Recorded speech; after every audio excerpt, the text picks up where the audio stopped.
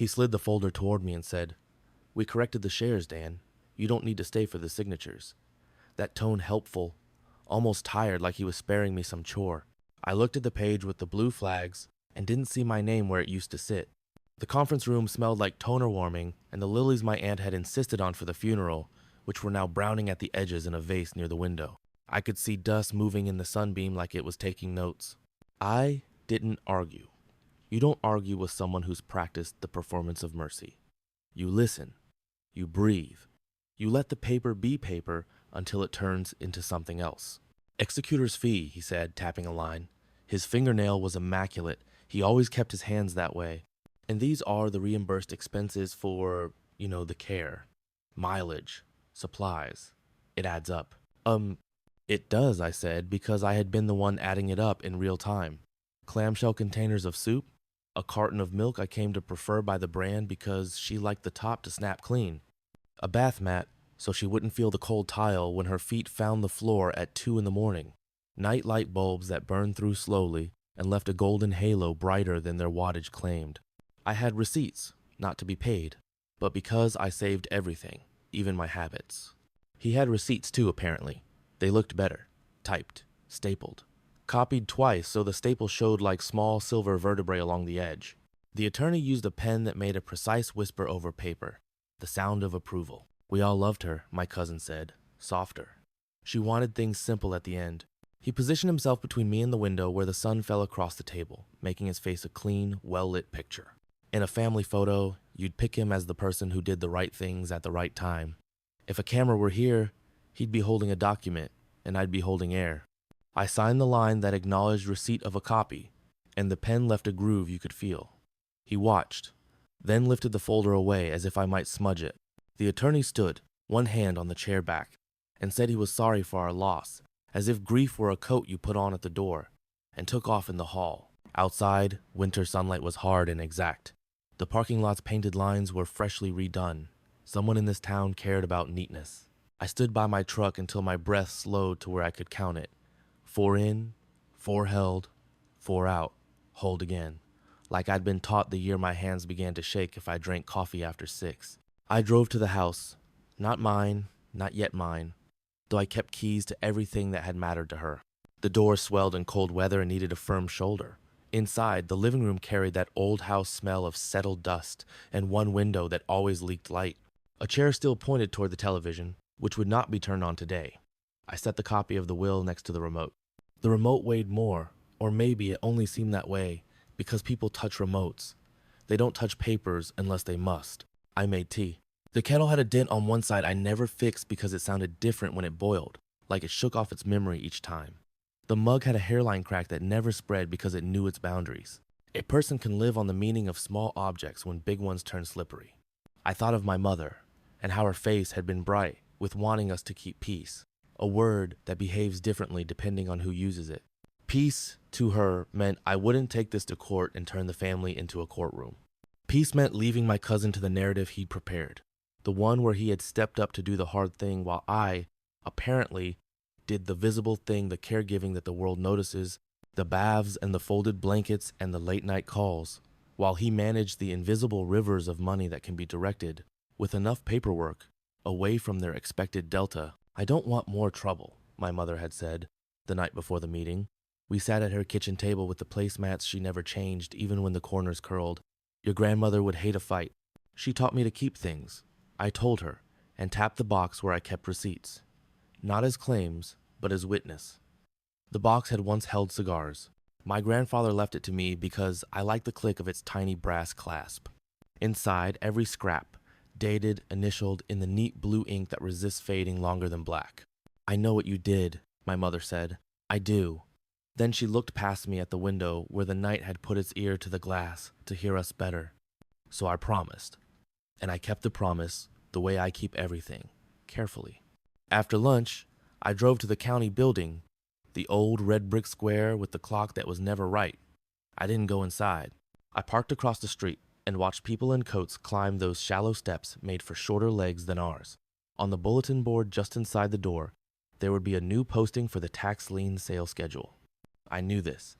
The way you know when the leaves will bother the gutters or when a roof that has been patched once too often will begin to curl its shingles at the edges like old photographs. You learn a town by the parts that don't change. The coffee rings on a clerk's blotter, the squeak of a door they'll oil in spring, the breath of heat that pushes dust up from vents in winter. I had been through those doors 100 times in my earlier life, when I wore a badge that said building inspector, and walked into basements and attics and crawl spaces that showed me how people actually lived.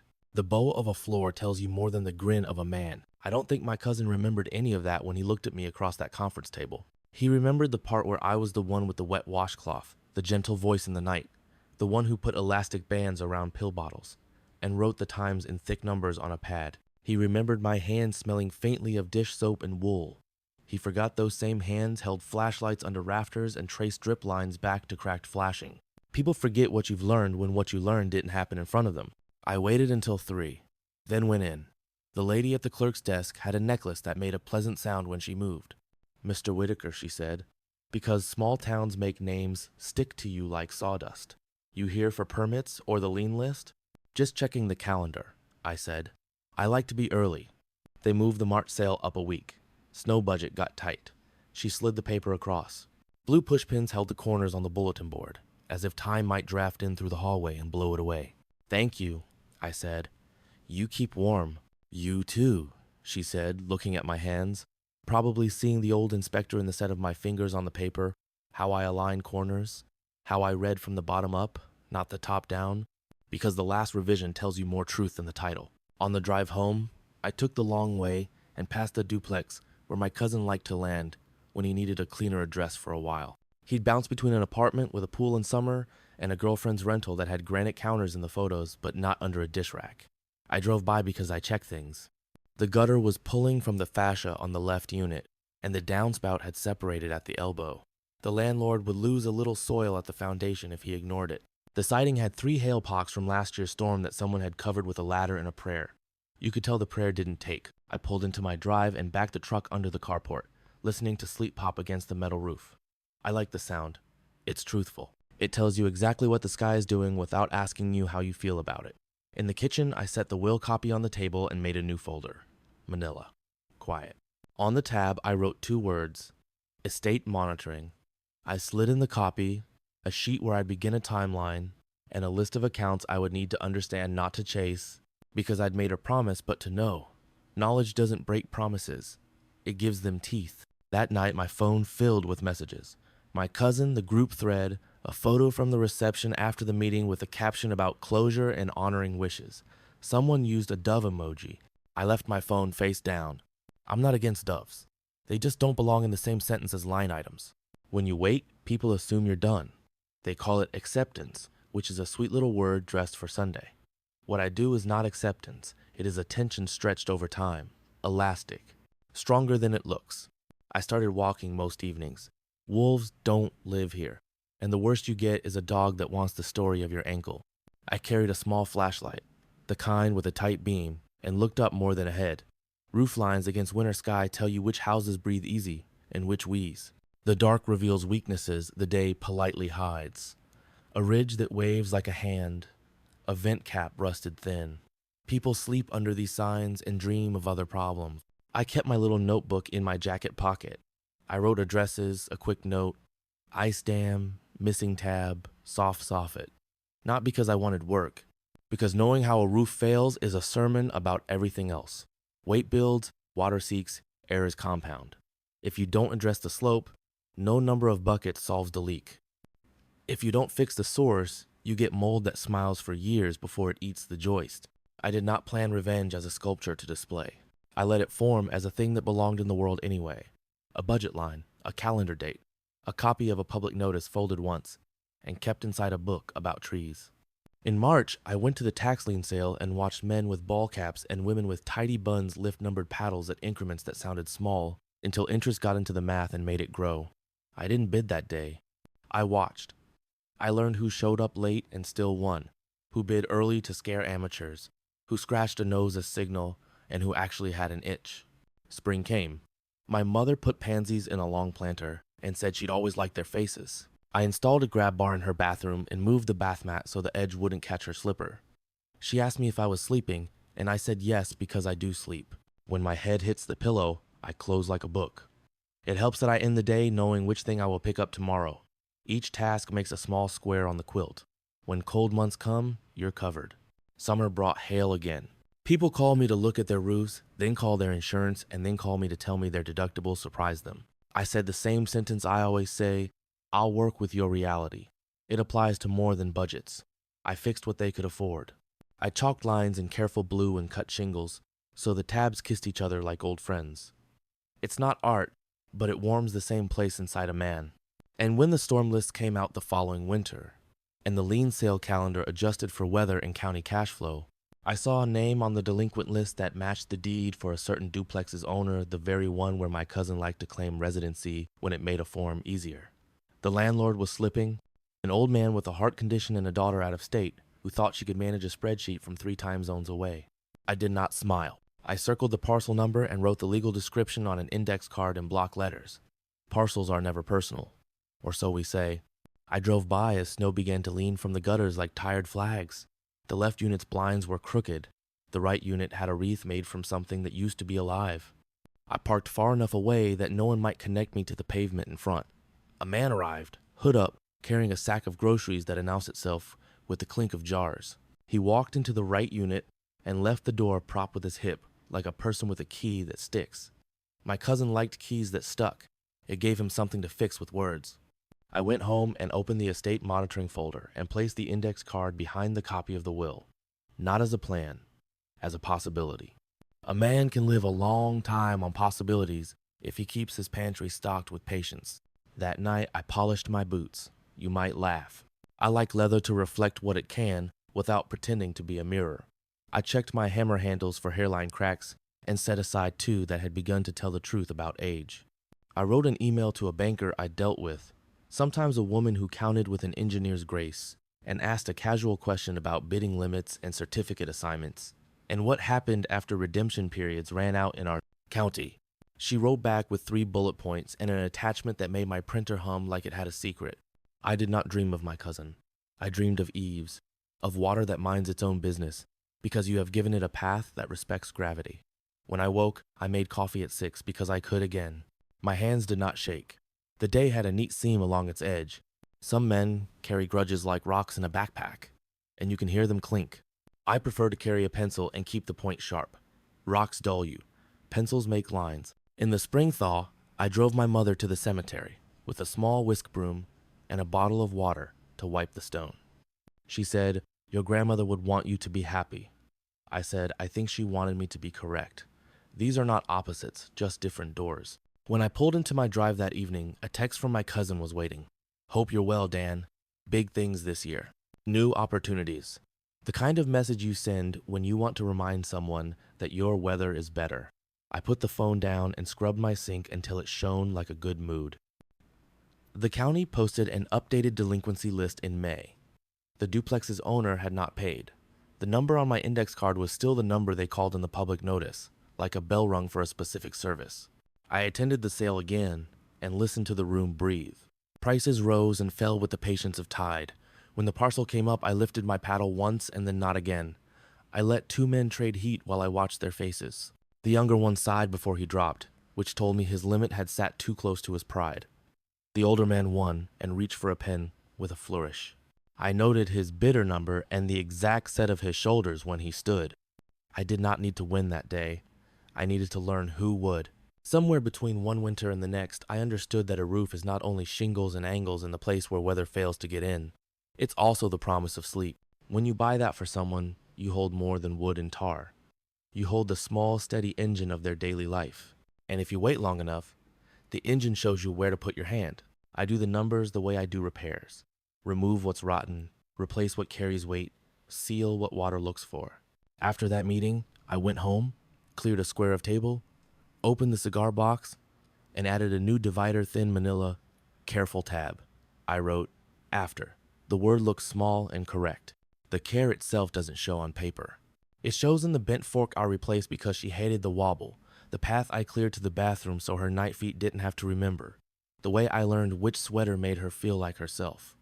Money has a way of stepping into those moments later and claiming it was there the whole time with a notebook. I let it talk. Then I let it pass.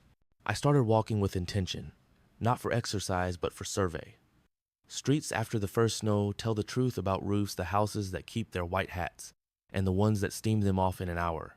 Heat leaks reveal energy, and energy reveals neglect, and neglect finds its way to records. I learned the corners where the county likes to tape notices. I learned the tone of voice clerks use when budgets run thin. I learned the dates that slide when storms come, who files early and who drifts to the last day like a leaf touching shore. At night, I practiced silence like a skill. Not the sulking, kind, useful silence, the sort you pack in cotton and place high on a shelf for when you need it. I read the statutes the way some men read fishing reports. I looked up redemption periods, the order of priority, the method by which a certificate becomes a deed if a man refuses to keep his promises to the town he lives in. I underlined verbs. Verbs are where the law keeps its heat. When spring came, I tuned the mower and cut my mother's grass in tidy passes that left the light puzzled in the lines. She said, "I know what happened," stirring her tea until the spoon stopped making its soft bell. "I know you know. She is not a woman for speeches. She is a woman for towels folded the same direction. Please don't fight them," she said, and I heard the part not said, "Don't make holidays a courtroom. Don't turn my old age into a witness stand." "I won't," I said, and pointed to the place in my promise where endurance lives. I don't fight. I wait, and then I act. They are cousins, those two things, but not twins. My cousin posted a photo sometime that summer of a new truck angled in evening light. The caption mentioned opportunities, and finally treating myself. He smiled the way he used to in high school when he borrowed a shirt and kept it. People wrote congratulations in little golden hands. I scrolled past. The neighbors 2 doors down needed ridge cap replaced. I set my ladder and felt the warm grit of composite under my palm and thought, I like things that declare what they are. I didn't plot in the cartoon sense, no string on a corkboard, no cutout faces, no lines drawn with vengeance ink. I built routine. Wednesday mornings, drive the long route past the duplex. Note the sag at the corner, the way water chose the easier path. First Friday, county board agenda. Listen for rumblings about deficits. Second Monday, bank coffee with the woman who counts clean. Fall, the clerk replaces pushpins with new blue. I copy the calendar in my square hand. In the second winter after the funeral, the duplex owner paid late enough to sweat and early enough to stay. The following fall, his daughter came back to town for 2 weeks, with a suitcase that rolled, like it cost more than the hinges on her father's front door. She left with papers in a manila envelope and a promise to set reminders. Paper doesn't care about reminders. The courthouse does. On the third spring, hail fell like a polite knocking, then like a demand. Insurance adjusters arrived with ladders on trucks like antlers. The duplex earned a list of temporary sins-torn tabs, dented fascia, a gutter that lost patience and then winter made its case again. I wrote the parcel number in the front of a book about trees so I would see it any time I admired a picture of rings. By the fourth fall, the notice posted. Yellow, crisp, taped with a seriousness that felt like weather itself had shown up to be a witness. Taxes owed. Amount not ruinous, but strong enough to embarrass a man with more pride than balance. I touched the tape because I like to feel what holds things. Then I put my hands in my pockets and went home to polish my boots. You dress correctly for what matters. When the sale came, I sat 3 rows back where the light was even. I didn't bid that day. I watched the numbers carry each other across the room, listened to the slight cough a regular used when he signaled his limit had moved. The certificate went to a man I knew enough to trust to follow through. He sat with a dignity I respect. He writes with a fountain pen. Men like that don't forget calendars. Men like that also get tired, especially when their own roofs start to require more from ladders than from knees. I slept well that night, not from victory, from the feeling of being exactly on schedule. In the 5th winter, a letter arrived addressed to my LLC Quiet Gable, small mailbox, quiet room. The letter offered assignments of certain certificates the penman had collected over years. He was downsizing. He had a condo where the elevator knew his name. The duplex certificate sat 3rd on the list. I read the offer twice. Then I drove the long way to look at the gutter again. Snow leaned off it like a veil kept longer than useful. I put my hand to the cold downspout and felt the honest, simple language of metal. I called the banker. She said, "I wondered when you'd ask," and gave me the clean math. We met at a table that didn't rock. We signed with pens that didn't skip. I left with a folder that made no sound when it closed. I didn't call my cousin. He doesn't answer to the right names anyway. I set the folder in the cigar box behind after and wrote a new tab, during. Then I made soup the way my grandmother liked it, thick and quiet, and ate standing at the sink, looking at the dark window until I could see my own outline. If there was a feeling in me, it wasn't triumph. It was the click of a well-made latch turning true. Tomorrow, I thought, I go to the courthouse to file notice. Tonight, I let the house breathe. The courthouse in our county smells faintly of paste and steam radiators. The stairs are shallow and friendly. I brought my folder and a face that asked for nothing extra. The clerk stamped what needed stamping. The notice letters took shape, one to the owner of record, one to any parties with interest, one to the man who had signed the last lease on the right-hand unit. I folded each notice like I fold shirts, precisely with corners not touching air. I mailed the envelopes and drove to a diner where the coffee tastes better in the second cup. The waitress calls me Mr. Whitaker even though I've told her to call me Dan, and I let her win. I wrote dates in my small notebook. I drew a line for the redemption window and wrote the final day with a tiny box around it. Paper makes time visible. That's all anyone is ever doing, negotiating with time. I drove past the duplex not to gloat, but to watch. I watch gutters. I watch curtains. I watch the way a porch step sounds when a man carries weight he can't set down. My cousin's truck was parked one space in from the corner, like he didn't want to be last or first. The back seat held a dry cleaning bag. The hanger tip showed teeth marks where he'd worried it in traffic. The blinds were crooked, the easy kind of crooked that means hands tug without regard for horizontal lines. He came out with a bag of trash as if the chore were theatrical. He saw the notice posted and set the trash on the step to read it, trying to look like he wasn't reading. He put the trash back on his hip and went around the back instead, key jingling to tell himself a story. I got calls that week, tenants wanting to know if the world would slide off its axis. I told them the truth. Taxes are owed. A certificate sits between the debt and the deed. The owner has time to make it right. I am not your landlord today. If that changes, you'll hear it from me with a letter on clean paper and a sentence you don't have to read twice. People relax when you take the weird shine off a complicated thing. The owner called me, old breath whistling a little in the phone. He said he was working on it. I said I hoped he would.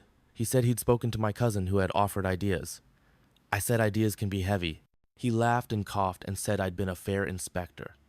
He remembered a day I'd written up a stair riser and then offered to cut the extra tread myself if he bought the wood. You measured my house like you cared about knees, he said. I said I care about people not falling.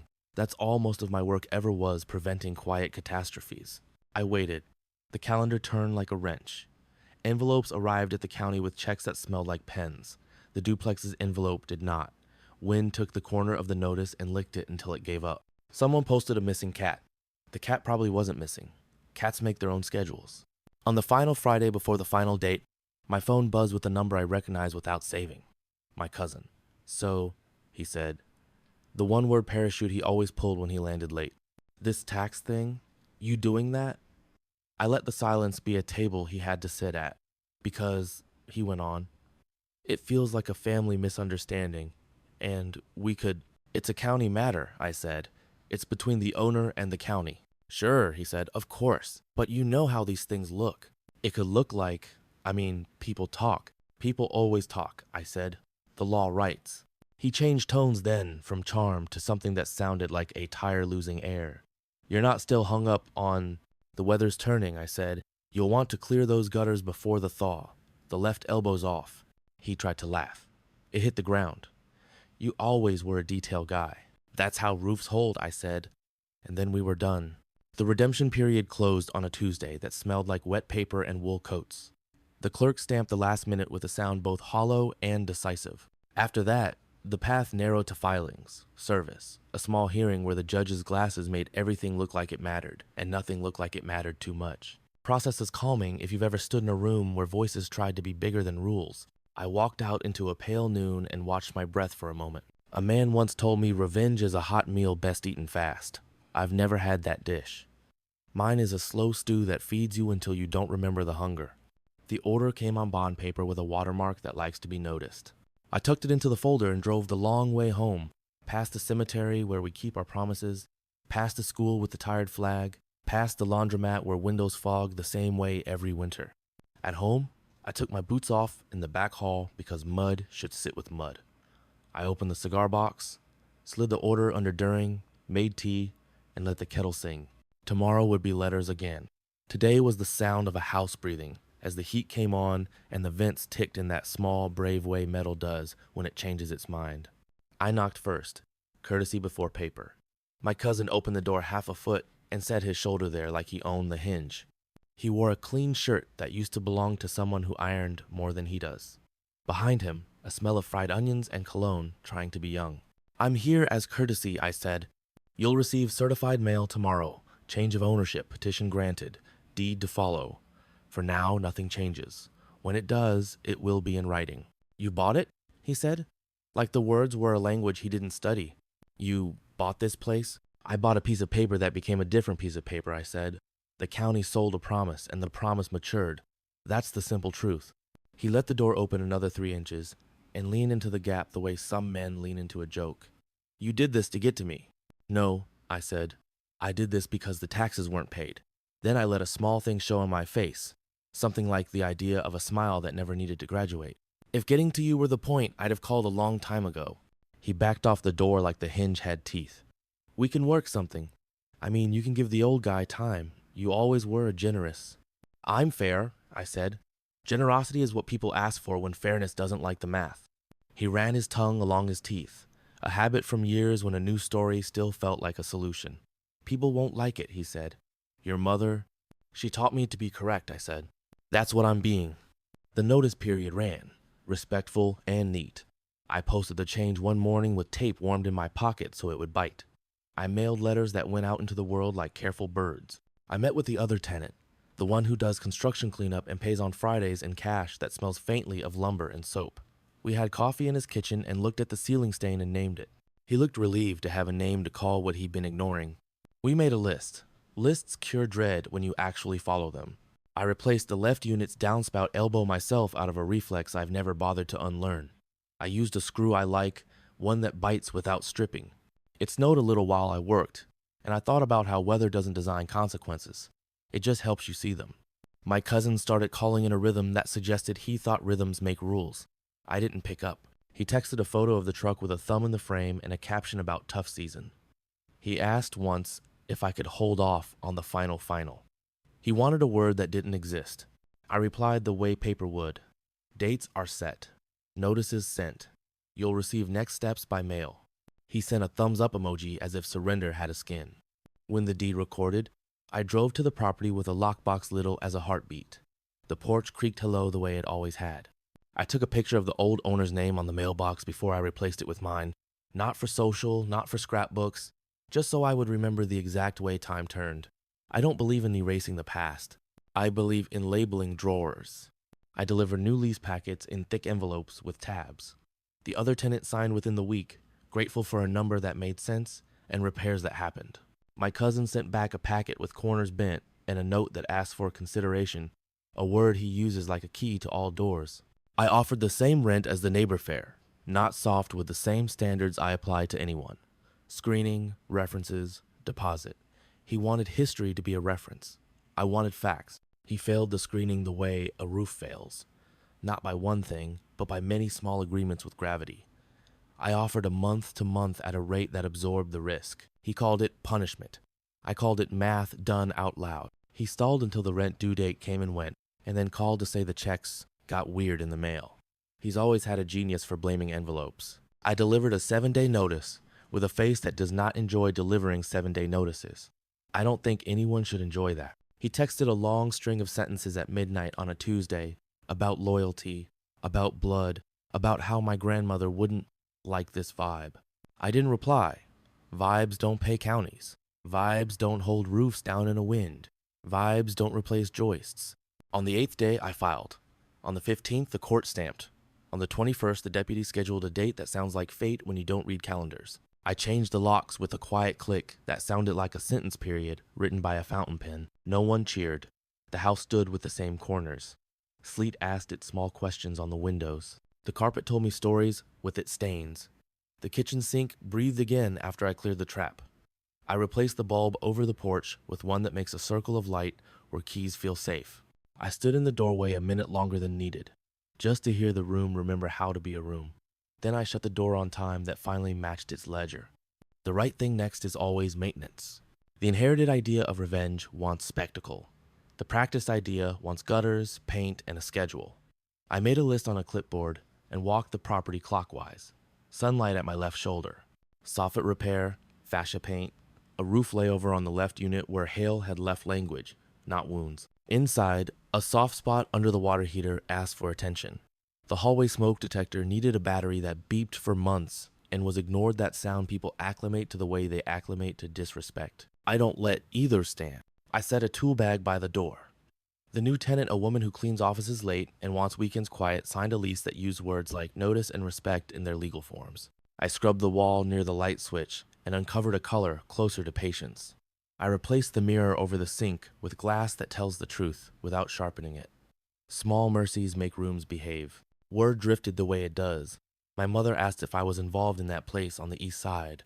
I said I was doing what the county asked me to do, which is true if you widen it. She nodded and folded a dish towel so the edges made friends. I don't want fights, she said. There aren't any, I said, and meant it. Fights require harm. This was repair. My cousin's truck vanished from the curb like a sentence deleted. I saw him once at the hardware store pretending to compare air filters. He looked at me and then at the little box of key blanks, as if it suggested a metaphor he could live with. He walked past and said, "No hard feelings. A thing men say when feelings have been shaped like a brick and dropped." I said, "Take care. The way you say it to weather." He bought a cheap plunger. Men in transition buy plungers as if clogs are the problem. I put a new roof on in late spring. I chose a color that looks like a good sentence. Not showy, not hiding. The drum of nail guns is a kind of heartbeat. Tar warms and releases a smell that reminds you the earth keeps secrets you can carry on your shoulders. I cut in around vents with a neatness that makes me feel the world can still be arranged. While I worked, a neighbor came out with lemonade in 2 glass jars. He said, "You're the new guy." And I said, "I'm the guy for now." He nodded. Place looks like it can breathe again. We talked about nothing and everything, where the plow throws the snow, the way the city times its leaf pickup, the last old man on the block who still names the squirrels. He said the previous landlord got thin at the end and stopped coming by. He pointed his chin at the right unit door. That one had too many visitors for a while, he said. Felt like a bus stop for excuses. I said, "Not anymore, not as a threat, as a weather report." When the last shingle sat like a period at the end of the ridge, I stood back by the curb and looked up at a line true enough to trust. The house looked like it belonged to time again, not conflict. Across the street, a wind chime tried out 4 notes, and then forgot the tune. I don't mind forgetful music. It matches the way lives really sound. I kept receipts the way I always have. Not to count wins against losses. Not to show anyone later, though I could. I kept them because paper separates fact from feeling in a way that spares both. I labeled the folder roof, right unit, spring, and slid it into the box behind, during, and in front of after an inside joke without a laugh. At night, I sat in my kitchen with the window cracked just enough to hear rain on my own roof. Water move where it should. That's all I've ever asked from anything. Do what you are designed to do without drama. My phone buzzed with a message from a number I didn't recognize asking if there were any units coming open soon. Word travels, but it travels faster when you take care. I wrote back with a form and a date and the same sentence I always use: we rent to reality. People who like that sentence tend to pay on time. My cousin's name drifted through the family group text the way a draft comes under a door. Someone wrote that he was finding himself and hustling. Someone else posted a photo from a bar where promising men go to make promises. I put the phone face down. The skillet needed seasoning. I let heat and oil make quiet work of something that had been mined too thin. On a Sunday, I took my mother to the cemetery. I brushed the stone with a small whisk until it looked less like a rock and more like a name. "You do things the long way," she said. "It's the only way that lasts," I said. We listened to a lawnmower at the far edge making its lines. "She would have been proud," my mother said. "Of the roof?" I asked. "Of the arithmetic," she said. On the drive home, I cut down the street with a duplex and didn't slow. The gutters were clean. There is a moment when a plan stops being a plan and becomes a structure you can stand under. I don't celebrate those moments. I check the flashings and go make dinner. I found a note under my wiper blade a week later. Torn from a yellow pad, the ink a bravado blue. "We should talk family to family. Coffee? C. He prefers letters to numbers when he thinks charm will do better than math. I dropped a note into the cigar box because I keep all kinds of things. Then I went inside and wiped the sink dry because leaving water on stainless steel's life. He cornered me anyway, in the aisle with screws that makes men feel like they can fasten anything to anything. "You got a minute?" he said, and I gave him 60 seconds because I am generous with time when it won't be expensive. "You know," he started, "it's not like I planned any of that. Things got complicated." He lifted a hand, palm up, as if the universe would drop a reason into it. "Complications can be budgeted for," I said. "That's what planning is." He tried a different posture, the one where he leans as if we're both agreeing about a third thing. "I'm getting back on my feet. Just need to play steady for a few months. You know me, You're good for a story," I said, not unkind. "I need rent." His face tried 3 emotions before it found one. "You're not still holding on to..." "I'm holding on to nothing," I said. "I let go a long time ago. That's how I had hands free to pick up a deed." He looked at me then like I was made of something he hadn't priced. The aisle light hit the side of his face and showed the years we've both lived. I felt nothing noisy, just the steady hum of a man inside his own outline. "I could pay you back," he offered, reaching for an amount that would impress a younger version of me. "Not the whole thing, but..." "You don't owe me," I said. "You owed a county. You owed a woman who raised us. Those invoices are closed now. Mine were never opened." He laughed, short and smaller than he meant it to be. "You always were the poet of plumbing, roofs," I said, "and arithmetic. We parted like weather fronts that know they will meet again, but have decided to do it over flat land." At the counter, I bought a box of the screws I like in case someone else lets a gutter sag. Summer slid into a heat that makes tar shine. The duplex settled into a rhythm. Trash out on the right night, quiet after 10, the hum of an air conditioner that had earned its second chance. I replaced a porch light with a motion sensor so arrivals felt seen. The new tenant left a potted fern by the door and it lived. Houseplants are better lie detectors than I am. There were days I forgot my cousin existed. That, more than any legal victory, felt like closure. Then a message would arrive from a number I recognized by the way my stomach didn't move. He'd found a room. He'd be set soon. He had leads. He attached a photo by accident. A living room with no art. A couch that looked rented by the hour. A window that couldn't decide if it was a mirror. I erased the image. Pity is an emotion that makes you sloppy. I prefer mercy, which is pity that learned how to act. On a quiet afternoon, a banker called, not my banker, a different one, and told me a small parcel near the river might be available if I liked houses with stubborn histories. I said I did because I do. I bought it in clean daylight, repaired a roof, and in the fall, a teacher moved in and paid on time.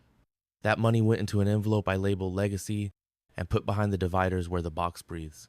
If the world demands generational stories, I will write them with shingles and leases and doors that close without slamming. When the first anniversary of the deed arrived, I didn't mark it. When the second arrived, I replaced the smoke detectors again because dates matter to fires. When the third arrived, I kept nothing special, just the same schedule. By the fourth, the tenant on the right adopted a dog that met the lease and wagged like a small metronome. The house seemed to lower its shoulders. On the fifth, the rain came hard and straight, the kind that makes gutters speak their lines. I stood under the eave and listened to a system working. Somewhere in town, my cousin told a story about a close call and a comeback. He's always been excellent at narrating the beginning of good news. I like endings that look like roofs, built, inspected, and quiet. There's a last mile to everything you carry for 5 years. Mine arrived in an envelope with the county seal, and the kind rhetoric budget letters use about appreciation and cooperation. It contained a refund from an overage in a different certificate I'd bought, and forgotten interest stacked itself like shingles, and the final check had a weight to it. The number, after all the decimal apologies, sat close enough to 50,000 that my hand rested on the table a little longer than necessary. This is not the money he took. Money doesn't keep names. It is a shape that rhymes. I endorsed it with the pen I use for things that matter and walked it to the bank slowly, like a lesson. The banker smiled without showing teeth and said, "Consistency pays quietly." I said, "That's the only way I like it." On the way home, I drove past my grandmother's old house, the one that only ever smelled right when she baked bread.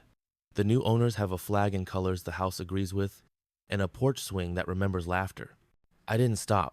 You don't go back to rooms that weren't promised to you. You honor them by taking care of the roofs you hold. At the duplex, I saw a man at the curb I didn't recognize until he turned. My cousin. He stood with a plastic storage bin at his feet, the kind handles snap on, and it looked like he'd try a different story if I supplied the first sentence. Got mail for me? He said, touching the box with his shoe, as if it might say yes. Nothing addressed to you here, I said. Forwarding is a service the post office sells. He squinted at the fresh paint on the trim as if it insulted him. Place looks generic. Generic is what happens when you remove drama, I said. He exhaled through his nose like a man told he's not on the list. You really don't have anything to say to me. I have a lot to say, I said. None of it would change anything. That makes silence the honest choice. He nodded as if he'd won and picked up the bin. You'll see me again, he said. World's small. He meant it like a warning. I accepted it like weather. The dog barked from inside at a squirrel that loves the telephone line and the power it thinks it has. I fixed a loose board on the step and drove to my mother's. We ate stew. I told her I was thinking about replacing my own roof before it needed it. She said that's the only time to do anything important. We sat in a house that knows our names, with bowls that clinked softly, and life measured itself out in spoons. If Revenge were a movie, I suppose the next scene would have music and a face that learns a lesson. My life doesn't use a soundtrack. It uses receipts and dates and the click of a deadbolt that works. When I lay down that night, sleep met me at the edge, like an old friend who keeps a key. Morning brought a leak at the duplex in the right unit, a simple gasket that had decided to age all at once. I shut the water, swapped the part, dried the cabinet with a towel that used to be a shirt. The tenant thanked me in the language that matters on time, in full, with a wave through the window that said, "The house likes her." I left a small jar of the right screws on the shelf where the old man used to keep the wrong ones. The house felt calmer than it had in years, like it knew it wasn't being asked to lie anymore. I took the long route home, because I always do after a fix, and watched the sky learn a gentler color. At a diner off Route 7, the kind with pie that looks better than it tastes, I ran into a man who once dated bad luck professionally. He said he'd seen my cousin sleeping on a couch, in a place where couches don't belong. I nodded. Gossip isn't a language I speak, but it brushes past you in towns like ours. You can feel the fabric. I paid and stepped into rain that made the parking lot shine. Under the awning, a woman I barely knew said, "I heard you got even." I said, "I got correct." She laughed like that was the same thing. It isn't, not always, but I didn't spend my afternoon persuading anyone's dictionary to change. Back at the duplex, I met a contractor to look at the last old window we'd agreed to surrender. He measured and hummed the tune men hum when they are counting in their heads. "You keep a place like a promise," he said. I said, "It keeps me," which is truer than it sounds. On install day, we pulled the old sash and found a coin left by the original carpenter the year the county's baseball team forgot how to win. I rubbed the grime off with my thumb and set it on the sill where the new light could find it. You should always give the past a seat in the room, as long as it doesn't try to run the meeting. Late in the afternoon, my cousin texted, "Coffee? 5 minutes." I considered ignoring it, then wrote back, "5 minutes is enough." We met at a table that has hosted more regret than pie. He arrived late and let his phone sit up on the table like it wanted to be seen. "I'm consulting now," he said. I said nothing. Silence trims conversations into their true shapes. "I want you to know," he continued, "I never meant for that stuff with Grandma to be ugly. I was over my head. People told me I could reimburse, and the accountant—" I lifted a finger to stop the sentence with kindness. "We're not rewriting that. It happened. Paper says it did. We both saw it." He tried another door. "We were kids. Really. I was almost 60, I said. He smiled like a cut. "You always were older." I'm older now," I said. "And quiet isn't the same thing as forgetful." He leaned back so the chair announced him. "So this is it. You bought the roof over my head, and you think that equals something. You feel big?" I looked at him the way I look at a roof line, searching for the truth of weight. "I don't feel big," I said. "I feel finished." Then, because generosity is a muscle you keep whether or not the person deserves it, I added, "If you ever want a reference for regular work, send me proof you did regular work for 6 months. I'll write 2 sentences you can use." He laughed the way a hinge laughs when you ask it to perform. "I'm not a roofer," he said. "No," I said. "You're a story. Make it a good one." We sat with the coffee doing its little work and then cooling on the job. When we stood, he said, "You'll never forgive me." He said it like a dare. "Forgiveness is for church." I said, "I prefer ledgers." Outside, the rain had stopped and gave the world back its edges. I drove by the duplex not to check on him, but to check on the dog. The dog wagged like a promise kept. That was enough. Time, unbothered by headlines, did what it does. The duplex behaved. The tenants left their shoes by their own doors. The Ferns celebrated anniversaries. I added one more property to the ledger, a small place with a roof that had forgotten how to be straight, and now learned again. The woman who moved in there sends me a Christmas card in July because she buys stamps when she can and uses them when she remembers. I pinned the card on a cork square in the kitchen and let it guard the calendar. I took my mother to the farmer's market on Saturdays when peaches finally confessed to their own sweetness. We bought too many and ate the soft ones over the sink, a ceremony we never had to invite anyone to. She asked about the duplex less often. That's how closure works here. You ask about a thing until your mouth gets used to the extra silence you own when you stop. One afternoon, I changed a furnace filter, and a kid from the right unit asked me if I fixed everything. Just what's broken, I said. He said, how do you know what's broken? I told him the truth. Listen for the sounds people have learned to ignore. He nodded like he'd heard a secret. Maybe he had. The check that rhymed with $50,000 paid for a new roof on my own place, earlier than necessary, the way my mother likes things done. I chose a shingle that will age with more grace than I will. The crew sang along with a radio set to a station that survives on memory. I made lemonade and stood it on the step like a small thank you. The house and I agreed we were each other's. On days when weather made ladders disloyal, I went through my folders the way some men go through photo albums. Before, during, after.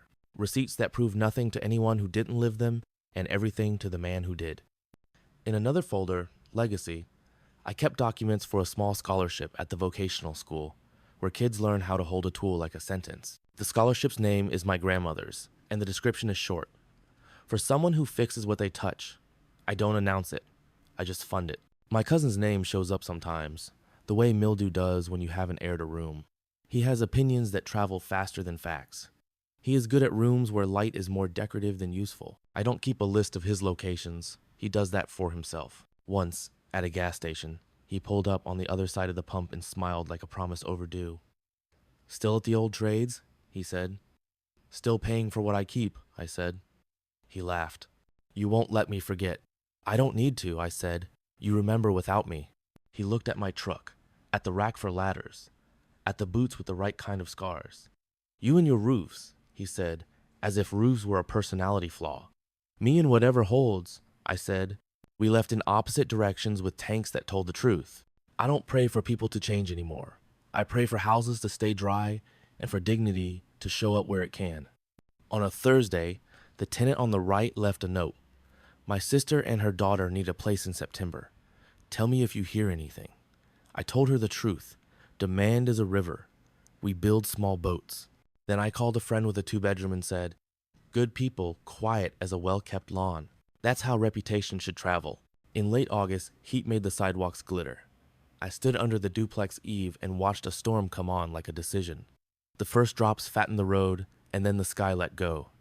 Inside, the dog sighed in the exact tone a kettle makes when it gives up boiling. My phone buzzed. Unknown number. A photo of an eviction notice from another property across town. A caption that said, know anyone with a unit? The name under the preview revealed itself as my cousin's when the second bubble arrived. I'm turning things around, seriously. Short term, clean, can pay deposit. I stared at the screen and then let it go dark. I took a breath and wrote back. A sentence I have written for strangers with less history and more humility. Apply at this link. Same criteria as everyone. He replied, for real? Family discount? I wrote, family means same rules, not fewer. He didn't reply. The next day, the application came in incomplete. No references that return calls. Pay stubs that look like they took a tour through a different month. I wrote back my standard. Complete items in red. Silence answered. The dog brought me her leash and wagged like a priest. I took her out in the rain until the water found all the normal paths it likes. We came back in and the house shook its shoulders and settled. I made tea and watched the window draft do its little dance in the candle flame. If you treat a house right, it gives you back evenings. News traveled in the shape of a rumor that he'd left town, then in the shape of a correction that he'd returned. Then a photo of a sunrise from a place that has too many sunrises online. He texted once more at 2 a.m. You ever miss me? I didn't reply then or in my head. Missing is for people you lost. I did not lose him. I put him down. When September arrived, The sister and her daughter moved in 2 blocks away. I carried a box with pot holders and a ceramic rooster that had seen better kitchens. The girl smiled like hope chews on the corners of her mouth. I fixed a shade that didn't want to go up, and when it did, the room felt taller. The scholarship sent a letter in October with the name of a student who'd won. A kid who sharpens his pencils to exacting cones and reads tape measures like other kids read faces. I pinned the letter next to the crooked Christmas card and thought about how roofs and lives are both systems. Load-bearing trusses, sheathing, a layer that keeps weather in its lane, routines underneath that make days possible. You don't have to love the metaphor to live inside it.